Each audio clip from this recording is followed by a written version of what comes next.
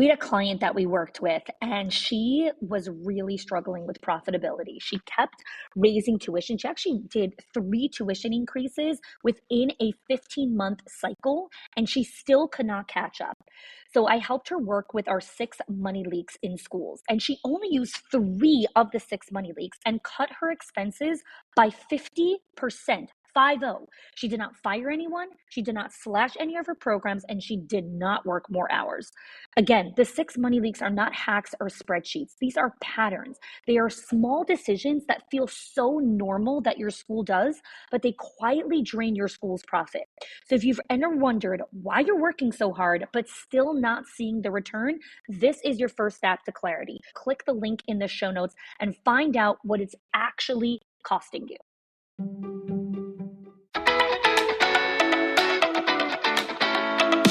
Welcome to the Schools of Excellence podcast, where we have conversations about education, leadership, and building a school of excellence. The goal on this show is to bring you clarity, up-level your mindset, and give you practical strategies and inspiration so you can show up with confidence and trust your decision-making. I'm Chani Wolshansky. I'm a mom of 4 under 10, a former New Yorker, and been in the early childhood field my entire life. And I'm so grateful that you've joined me for this conversation. Good morning, and welcome back to another episode of the Schools of Excellence podcast. So at the time of this recording, I'm actually recording at 6 o'clock in the morning. So this week, while I'm recording, is actually week number 4 consecutively that we are hosting sleepover guests. So my sister was here for the week of Hanukkah, and then the week after that, my brother-in-law came to town. And then the week after that, we had eating guests, actually not sleepover guests. And now this week, we're having my brother-in-law come, different brother-in-law come with his family of 6. So it has been busy with beautiful things. Actually, I've committed in 2023 to use the word busy a lot less. So it has been a highly committed month, and Friday is usually kind of my big time block for big podcast recordings. But Friday, I want to keep open to be able to be available for my guests when they're here. And so I've created some other podcast time blocks, and one of them is at 6 o'clock in the morning. So here I am. So if my voice sounds like I just woke up, it's because I did just wake up. So I'm really excited about today's podcast because this is an intro to a very special series that I've created and been thinking about this for a really long time. So this is part 1 of the Delegation Dip. It's going to be a 3-part series of the 3 things that happen in the Delegation Dip. So I want to kick off by saying, if you're an owner of multi-site companies, delegation is a key component to growth. However, far too often, I find that leaders are shamed into why they aren't delegating, right? We hear things like, you're a control freak, you're a perfectionist, whatever it is, right? And the challenge with hearing things like that is we think this is really like an us issue all the way, right? We think like, oh my gosh, like if I just stopped controlling all the time, or if I just stopped being such a perfectionist, then I wouldn't need a micromanage. Then it would be easier for me to delegate. So I want to talk about where sometimes not delegating is actually wisdom. If we think about, I have a 12-year-old son, I wouldn't delegate the car keys to him to take his siblings to school or even drive himself to anything that he needs to do. Why? Because it's wisdom not to give a 12-year-old the car keys. They don't know how to drive a car, right? They are not even at the age that they're allowed to get into the car. So let's take something a little less extreme. We don't delegate high-level mission-critical tasks to a new employee who's been in the business for 2 weeks and this is their first job and they're 19 years old. That's not micromanaging or you're a control freak or whatever it is. That is wisdom. We don't give a new employee who's been in the company for 2 weeks and this is their first job in their life some high-level mission-critical tasks. That is wisdom, not controlling. So the real question becomes, as we start to grow and scale, as we start to really branch out and focus on what it is that you need to focus on as the school leader, the question becomes, how do we delegate What do we actually delegate? Why are we delegating? Really understanding, starting with why are you delegating? Okay, why are you delegating these tasks? So sometimes we're delegating a task simply because it's annoying. It's minutia. You don't have brain space for it. It's just annoying. You're just like, just somebody else do this. So let's say, for example, one of my pet peeves is filling out forms. They are far too cumbersome for me. Even if there's like 7 things in the form, it's really exhausting for me. I am a verbal processor, not a writer. And so when people want me to fill out forms, I'm usually like, can I just get on a call with you for 10 minutes and I will answer all of your questions in the form? Now, some people love forms. They're like, I don't want to talk to you. I want to fill out the form. So typically when there are forms that we have to fill out as a company, if we're bringing on a new employee or we're hiring a vendor or whatever it is, I will typically delegate that task to someone else on the team, depending on the department. And then I'll have them ping me with like, hey, I need the answer to kind of this question in the form. Can you send me a quick voice message or a Voxer message? Why am I delegating that? For lots of reasons, but one, very simply, forms are cumbersome for me. So not just in business, like when we take the kids to the doctor, Mayor comes with me, Mayor fills out the forms. I don't fill out the forms. One, I miss details. So I usually end up missing any of the boxes that I have to fill out. Two, I have no patience to fill out the form. So I'm usually speeding through it and making tons of spelling mistakes. Besides the fact that spelling is not my specialty, we have copywriters that take care of our copy because I'm not good at spelling and grammar. So, and then when we went to like the passport office to get the kids' passports, like I'm like, okay, you fill out all the forms. Like I'm going to take care of all the kids over here. You fill out all the forms. Like I will do anything except fill out forms. So that's just like a little funny example of like what I'm delegating. But then there is other things that we delegate simply because they're annoying and we don't want to do them. Versus when you're delegating something because, hey, this is a high level mission critical project that the company needs to do, but I don't need to be the one to do it. You can do it as a member of our leadership team. You could do it as a teacher on our team. You could do it as a, person on our admin team, because these are projects that only I can do as the business owner. I always tell this to our clients in our Owners HQ program and in our legacy group. You're always building 2 businesses, the business you have now and the business you're going to have in 6 months from now.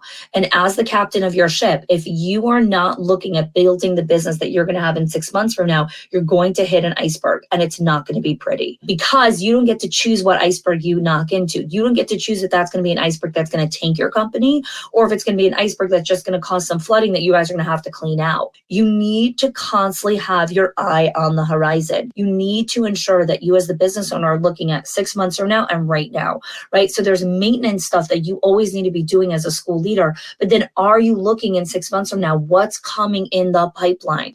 That is not the role of all your employees, right? That is the role of you as the leader, as the business owner. And if you don't have the capacity, the time, and the brain space to do that, your business cannot sustain itself. You cannot build legacy. This is why delegation is so critical, because in order to grow your business, you need a team. You need people working and operating with you.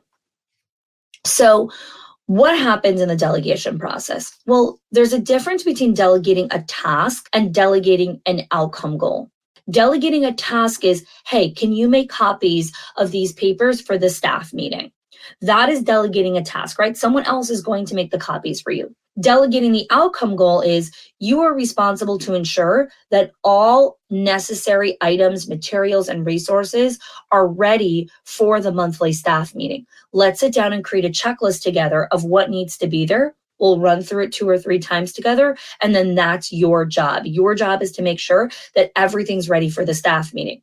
Part of that is copies or ordering coffee or putting out the tablecloths, making sure there's enough chairs. I don't know, there's like a bajillion things that need to be done for every staff meeting. That is someone else's job, right? So delegating the outcome goal is everything that is needed to run a successful staff meeting is your responsibility, besides for what I'm talking about, right? I'm going to do whatever we're going to talk about.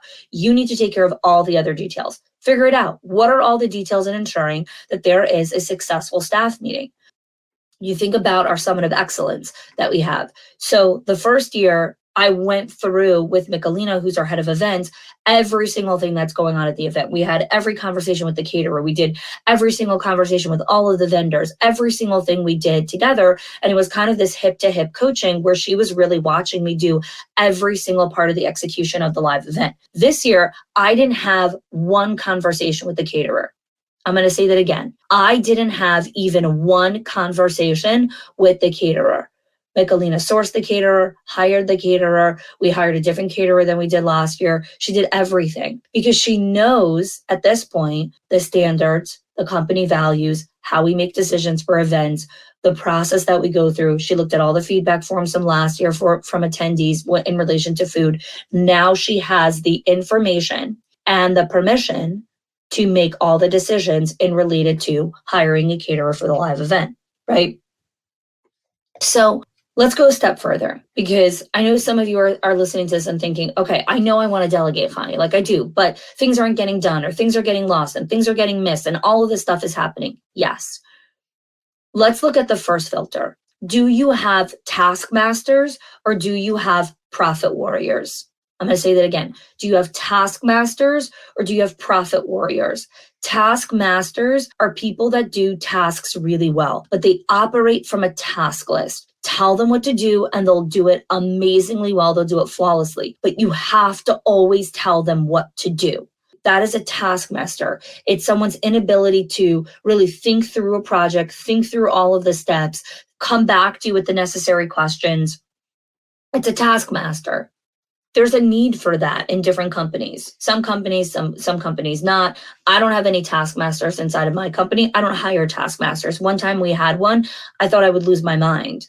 Like, I cannot work with taskmasters. I need people to have the ability to think through projects. Now, there are certain companies that need taskmasters, right? They need people on the team that are just going to execute it flawlessly and follow that checklist and do it amazing.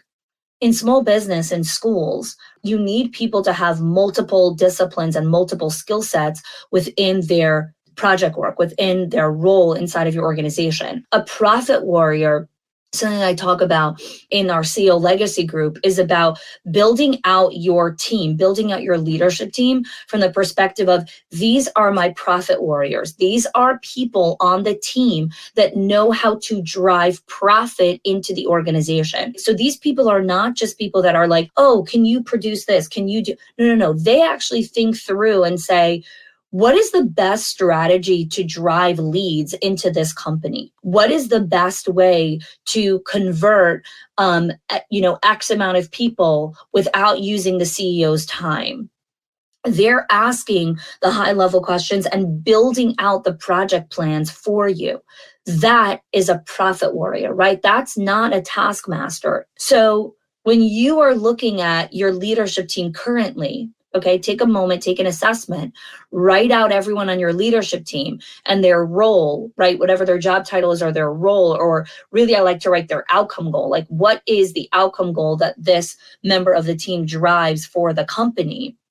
And then you're going to ask yourself, does this person drive a profit for the company on a quarterly, biannually basis? Are they consistently driving profit generating activity? Or are they a taskmaster? Do they need me to constantly walk them through every single step of the way and handhold them and double check and loop them in and ask them where they're holding on each of the projects or whatever it is? That is going to burn you out. It is going to exhaust you. It's not sustainable. You're one person. So you are looking at your profit warriors versus your taskmasters. Okay.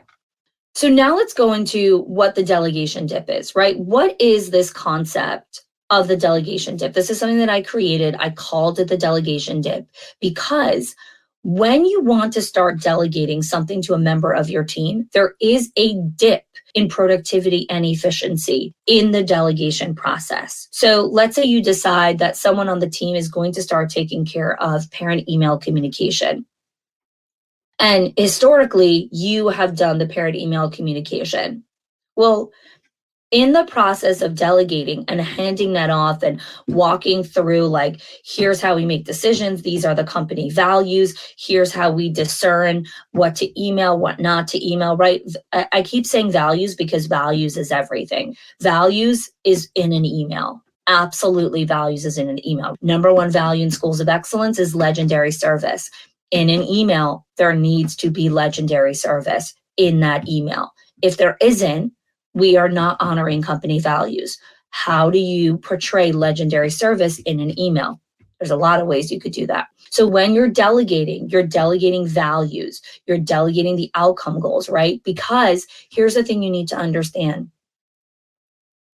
It doesn't matter how the person does the task.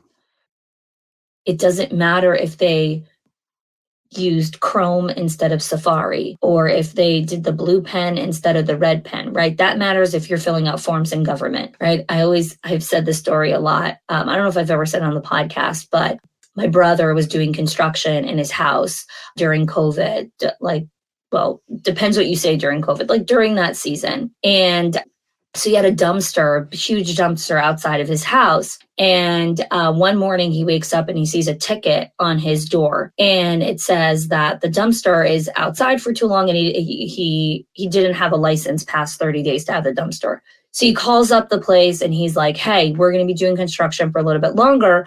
Can I extend my license for 6 months?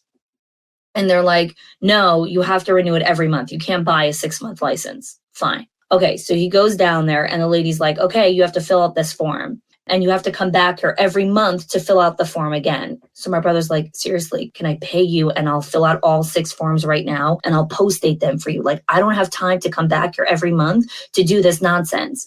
She's like, no, that's the policy. And I'm like, classic government. Anyways, I'm not even done yet with the stupidity. So then she's like, you need to fill out this form. Great. He fills out the form. He brings it to her and she's like, oh, you did this in blue ink. We only accept black ink because then it won't get onto our server when we scan it. So you need to fill out the form again. My brother called me up to vent after he filled out the form again. And I was like, holy moly. Like, it was like the perfect example of like insanity, right? Like, oh, it needs to be done in blue ink, not black ink. Oh, it needs to be done like this, not this. Oh, you need to come back 70 times. Oh, you need to fill out this money order form. Oh, you can't do it this way. Oh, it needs to be like this. Oh, why? Why does it need to be like that? Why can't I give you $500 cash? Here you go. I need the license for 6 months. Don't make me come back here 70 billion times. And I filled it out in black ink. Deal with it, right? No. There's a whole process of insanity when it comes to all of these government crazinesses, which is fine. Let them do their thing. You are running a profitable business. You're running a childcare center. You're running a profitable business. It doesn't matter if someone fills out the form in blue ink or black ink. And if it does, you need to check yourself. You need to ask yourself some other serious questions if it bothers you if someone is filling out the forms in different color pens. I'm going to take a deep breath because I'm getting really worked up here. It doesn't matter how certain things are done. What matters is the outcome goal. And we get so caught up on all of these little idiocies. The reason I share this story is because, one, I think it's funny and I hope you laughed. And two, I want you to recognize like how crazy it can get if you don't put guardrails and boundaries and say, just do it. Just do it. It's a really understanding those things. It's a really understanding that like you can't afford to pay people to do 1,000 little things. Like this person could basically have a job 2 times a year. People come in, the office is open 2 times a year. You fill out your forms, you get your papers in or whatever it is, you fill out your licensing things and done. No. We got to employ this person. So how are we going to find jobs for her? Well, she can make sure everyone does it in black ink. And then she can make sure everyone has to fill it out every month and sign the form. And then she's got to stamp it. And, after the person does this, then they need to do this again. And gosh, we filled out her 8-hour day. Yay! You can't do that. Your people need to be profit warriors. Your people need to be working efficiently. Your people need to be working on high-level projects that move the company forward, not stupidity. So, in the delegation dip, when you're delegating something over, there is a 30% decrease in efficiency and productivity. What does that mean? Well, in the process that the person is doing the job that you used to do, there is a time period, it's typically 3 to 6 months, that the way that you sent the email is not going to be as good. The way that they send the email is not going to be as good as when you sent the email, because you used to do it. Now you delegated it. So there is a time period that there is a 30% decrease in efficiency and productivity. In that time period, that is called the dip. That's the delegation dip. That is the time period that owners need to learn how to tolerate the discomfort of the 30% decrease in efficiency and productivity. Your ability as an owner to tolerate, to get comfortable in the discomfort of something not being perfect, is the key to unlocking the delegation and the superpowers that unlock your company. I hear so often people talk about, like, how do you unlock the greatness of your team? How do you help your team? How do you get your team to do things? It is the wrong question. The question is not, how do I get my team to do this? The question is, how do I learn to tolerate and sit in the discomfort after I've delegated something and it's going to be less than perfect? And guess what? I'm going to be okay. The company's going to be okay. We're all going to be okay. Because this is a season where we're delegating it and it's going to not be perfect. And we're going to be okay. This isn't about empowerment. Paying them more money during the delegation dip doesn't help them make less mistakes. Giving them bonuses during the delegation dip doesn't help them make less mistakes. So the question you have to reckon with is, are you ready to have a season of 3 to 6 months where projects are not 100% perfect or 100% up to par? Are you okay with that? So I'm not saying that you enter a season where you're delegating everything to everyone and then every single department has inefficiencies and discrepancies. No. It's we're focusing on this department. We're taking care of this thing. That is the power of having a project plan. That is the power of understanding how to work through this. So what happens in the dip? What happens in the delegation dip? In that time period, 3 things happen that I've seen historically in working with owners and directors over the last 10 years. 3 things happen. 1, owners will start to micromanage. 2, they neglect. What does neglect mean? Well, we all know what micromanage means, right? What does neglect mean? Neglect is when the owner says, oh, I delegated it to you. Okay, she's got it. And they move on. They neglect. They don't give coaching. They don't offer support. They don't offer feedback. They don't offer a training. They neglect. Just do it. I don't care how you do it. Just do it, right? It is the extreme opposite of micromanage. It's neglect. And the 3rd thing that they do during the delegation dip is they fire too quickly. A couple months in, they're like, oh, this person's not a fit. They can't do the job. They're making too many mistakes, blah, blah, blah, blah, right? They fire too quickly. So I am not against firing. I've let go of employees in the past. There's nothing wrong with firing. The question you have to ask yourself is the person still in the dip? Is the person in the delegation dip still? And there's still a learning curve that needs to take place. So today's episode, I'm going to dive into a little bit more into micromanaging. And next episode, we're going to go into delegation dip, neglect, and then we're going to go into firing. And the reason I'm focusing on, created a whole series on this is because this podcast is Schools of Excellence. This podcast is about understanding how to build and sustain schools of excellence, right? Our mission is to have a global conversation around how to build and sustain schools of excellence. Delegation is a huge component of building and sustaining schools of excellence. It's a huge piece of understanding how to really grow and scale your company. So what happens in micromanaging, right? What does micromanaging look like? Oftentimes, micromanagement is actually a symptom of fear. So people say things like, oh, it's control, it's this, it's fear. At the root of it all, it's fear. It is the fear that the job isn't going to get right, and then fill in the blank. When I do strategic planning sessions, they're 90-minute strategic planning sessions with owners and their teams. So I do these typically quarterly. Clients will reach out to me and book a strategic planning session. So I did one recently, and I was working through with one of the owners, like, okay, where's the fear? Why can't you delegate this? Tell me what's going on.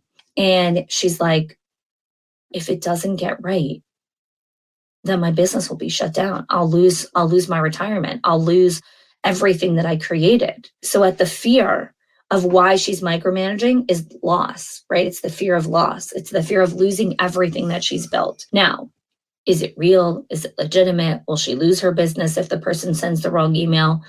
I don't know. But if we don't reckon with our biggest fear of why we're micromanaging, you can't get to the root of it, right? You can't get ahead of it. So the micromanagement is the fear, right? When you're sitting in the delegation dip, you are fearful that something is going to happen. So I want you to pause and I want you to ask yourself, and if you're driving, that's okay. You can think about this, and then when you come to your destination, you can write this down. If you're folding laundry, cooking dinner, taking a walk, ask yourself this question. What am I afraid of? What is my biggest fear when I delegate? What am I afraid is going to happen? And really ask yourself that again and again and again, right? So if your fear of like, well, it's not going to get right, and then what? Well, if it's not going to get right, then it's going to ruin my reputation. And then what? What happens if you lose your reputation? What are you afraid might happen if you now have a bad reputation? Oh, well, people are not going to like us. Okay, and then what happens if people don't like you? Well, they're not going to send their kids to us. Okay, and then what happens if people won't send their kids to you? Keep going to get to the root of the fear. So that's the micromanagement piece, right? The first piece is it's at the root of it is fear. What else? Micromanagers typically over communicate. Okay. So when you're micromanaging, it's because you're in fear of something, you're afraid of something.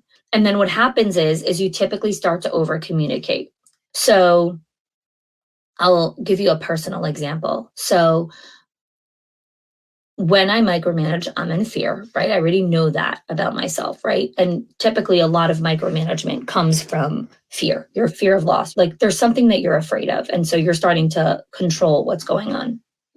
So in the house, when I micromanage, when I start to micromanage Mayor or I start to micromanage something, Mayor and I have created kind of a standard of communication where Mayor will say, okay, what do you need from me to feel safe in this moment? I'm going to say that again. What do you need from me to feel safe in this moment? When we are micromanaging, we are in fear. When we are in fear, we don't feel safe. It's not that you're not physically safe, okay? When you're inside of your school building or you're sitting in your office, you're safe. You're physically safe. You're fine, right? You don't feel psychologically safe. You don't feel emotionally safe. You don't feel safe of a future that's coming, right? There's something that's disrupting your equilibrium. There's something that's disrupting your nervous system. And so I'll do that sometimes at home, right? I'll start micromanaging because my mind feels unsafe right now. And so when you have a partner or a team member who can say, what do you need from me right now to feel safe? What do you need to see? What do you need to hear? What needs to happen in order for you to feel safe? It's very powerful for the leader to be cognizant of their fears, of their insecurities, of their doubts, because then you can learn how to own your own shit. This is where you learn to own yourself and your own story and not project that onto your team or your loved ones or your family members. So micromanagement comes from a lot of fear, a lot of fear. And we live in a fear-based society. We live in a society that induces fear. We're coming out of 3 years of like fear all day long. The media loves to fearmonger all day, right? It gets clicks. People watch it. We need to learn how to regulate ourselves and come back to our sense of safety. Okay, let me move on because I know that this episode is a little bit longer than I typically do, but there's a lot of important information I want to share with you. So you know that you're micromanaging if you're over communicating. So what do I mean by over communicating? Over communicating is you are over explaining instructions and every single detail, even when the employee's like, I got it, I know what to do, or you've already explained the instructions in the past and you don't need to go through every single step. It's good. You don't need to, right? That is micromanaging, right? It's like, okay, and now you're going to do this step, and then you're going to go here, and then you have a 5-minute break at the bathroom, and then you're going to do this, and that's micromanaging. How else do you know if you're micromanaging? You're constantly calling meetings. This was a huge wake-up call for me as a business owner. So I used to have meetings all the time in my calendar. I used to have tons of meetings, tons of conversations with team members. And one of my team leaders, she's like, listen, not everything needs to be a meeting. Not every conversation, not every, they're just, we don't need every single thing to be a meeting. And she really brought this awareness of I was having too many meetings because I felt that I didn't have the information that I needed to feel safe, to feel like, okay, good, like that's taken care of. And so we created a better process of weekly updates. We use the software where we're able to track what's going on, and I'm able to track without meetings. So a symptom of micromanagement is calling too many meetings. So here's your next action step. Take a look at your calendar and ask yourself, are you in too many meetings? Are there too many conversations that you're part of? Do you need to be part of every single one of those conversations? Or do you need to be informed about what happened in that conversation? One of the things that we spoke about in our CEO Legacy group. So our CEO Legacy group is for owners who own multiple locations and are the true CEOs of their company, meaning they have directors, they have a leadership team, they don't need to be in the day-to-day consistently. And so we have a high-level group and conversation that happens there. So before the new year, one of the questions that I asked them is, what is the identity of your calendar? What identity do you want your calendar to say? Like when I look at your calendar, what will it tell me? What story will it tell me? So one of our members said she wants to have the identity of the informed leader. She wants her calendar to say, oh, when I look at this, I could see, oh, you are the CEO of your company and you are the informed leader. People inform you what's happening. You don't need to sit in every conversation. So look at your calendar and ask yourself, are you in too many meetings? Are you a part of too many conversations? Are you making too many decisions? That is a sign of micromanagement. So let's go back to what I started talking about in the beginning, where this delegation dip, right? It's during this season, during this 3 to 6 month season, that owners begin to micromanage too much. And so in the delegation process, there are important meetings to have, but those meetings need to have an intention, meaning it's like, okay, we're having a check-in on the previous 5 things that I delegated to you. I would love to hear how you did, what was missing, what was confusing, what worked, what didn't work, and let's move on. As opposed to, can you give me an update on every single thing that happened, right? Or can you loop me in on every single thing? There's a difference. So I don't want you to look at your calendar and say, oh, I have to eliminate all these meetings. No, it's more about, is there certain meetings that you can eliminate so you can actually make time for conversation when you're delegating properly to your team members? And we'll talk about that next week in neglect, about the different kinds of meetings that you need to be having so you're not neglecting your team. So what do you actually need to do during this period, during this delegation dip, so that you're not micromanaging?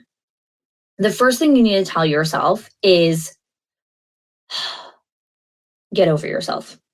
And the first time I heard this, just get over it, was I did a parenting course last year with Mayor. And one of the things that the parenting coach was talking about was, so many times as parents, we think we have to penalize every single thing or have a conversation with our child about every single thing or talk about every single thing that comes up. And he's like, sometimes it's really like, you need to get over it. Like, you just need to get over your insecurity, your trigger, your thing, your pride, ego, whatever. You need to get over it.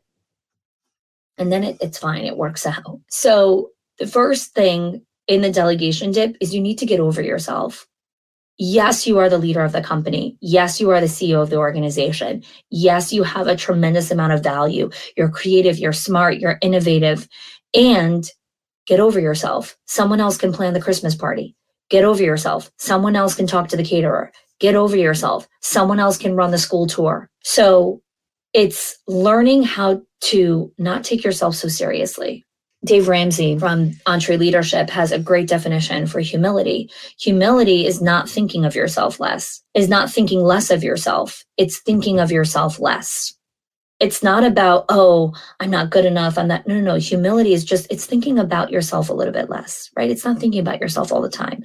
It's not thinking about, oh, I'm the only person who could do this and I do this amazingly. Yeah, someone else can also do a brilliant job at planning the party. So 1, get over yourself. Number 2, let it go.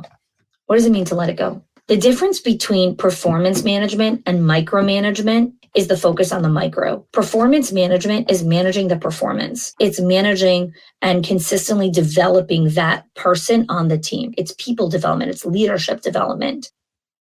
One of the things that I talk about in our Directors in Our Circle and our Owners HQ program is the hallmark of great directors and great leaders is how many new leaders did they build in their season of leadership? Are they developing people? Are they developing their leaders? So that is part of performance management, right? It's managing their performance and ensuring that they're growing and evolving. Micromanagement at its core is micro, right? You are looking at every single thing that's happening, all the micro details. So let it go. You performance management, not micromanagement. And lastly, expect to win most of the time. Okay. Underlying your need to micromanage is the fear of failure. By magnifying the risk of failure, your employees learned helplessness, where they start to believe that they cannot perform unless you are there next to them and micromanaging. Okay. So that's the vicious cycle. Provide resources, provide information, provide support. We're going to talk about that next episode. Give credit where credit is due. And over time, you and your team will realize that losing and failure every now and then actually builds a strong record, a strong track record of long-term success. It's okay to lose. It's okay to fail. Gary Vee has a really great analogy, talks about the scoreboard. And he says, this is the scoreboard of winning and this is the scoreboard of losing. And he says that people want 100 shots and they want to win 100% of the shots and they want 0 losses. And it doesn't work like that in life, right? You're going to go up to bat and you're going to miss. You're going to delegate tasks and they're going to screw them up. And it's okay. It's okay. You're going to bounce back from it. The loss is this incredible opportunity of how do we make this better? Where do we need opportunity here? Where is there room for coaching and skill development? So the question you have to ask yourself from this episode of Micromanaging is, when I'm in the dip, when I'm in the delegation dip, and I have my urge to micromanage, right? My default, my reflex is saying, check. See what's going on, hover over them, ask them for reports, ask for another meeting. Before you go and dive into that, ask yourself, do I need to just get over myself? Do I need to let it go? Do I need to be okay with this part? Like that I might lose here. And if you're not okay with losing in that area, right? If you're not okay with like the loss because the stakes are too high, then go in and intervene. But also discern, are you deciding that the stakes are too high because you think every area the stakes are high? If every area the stakes are high, you're not prioritizing. It's not true. In every area of life, the stakes are not high. In every single job that you delegate, the stakes are not super high. There is a hierarchy, right? There are areas where the stakes are a little bit higher. So I want to leave you with this. You are an amazing school leader. You have courage, you have bravery, you have grit. You've made it to the end of this episode, which means you really, really want to learn how to do this. And again, like I always say, these episodes are not about tactical to-dos and tips and tricks. This is about the mindset shift. This is about the disruption of thinking. And so here are the questions I want you to ask yourself. Where do I have too many meetings and I need to let go of some things? What am I deeply afraid of? Where's my fear of loss, fear of disappointment, where is my fear? What am I terrified of? And how do I learn to sit in the discomfort when things are not exactly how I envision them? What are my go-to strategies? How do I self-soothe Micromanagement is not a self-soother. It's a manager. It's a way that you're trying to soothe yourself. You're trying to calm yourself down, but it's not. What are your soothing strategies? What do you do instead of micromanaging? Do you go take a walk? Do you listen to music? Do you go do meditation? Do you call a friend? Do you call a fellow owner? You need other strategies that sit inside of you as a replacement for micromanaging. Okay. Thanks so much for joining me for today's conversation. I really hope that you'll join us next week. Next week, we're going to be talking about neglect, the second thing that happens during the delegation dip. Thanks so much for joining. Also, if you can do us a quick favor and rate and leave us a review on the podcast. We are at over 75,000 downloads for the Schools of Excellence podcast. We're on our way to 100,000 episodes, 100,000 downloads, and we need your help to get there. So please rate and review this podcast so more people can hear about us and listen to the episode. Thanks so much for joining. If you are loving the Schools of Excellence podcast and have gotten any value out of it for your school, I would love if you can do two things for me. One, subscribe to the show so you never miss an episode. And two, can you please leave us a review? Reviews help other school leaders know that this is the place to learn how to build a school of excellence. And I would be so grateful if you can do that for us. Your help and support makes this show to be able to be listened by the thousands of other school leaders all around the world. Thanks so much for listening, for giving us your time and attention each and every week. And I appreciate that you have joined us.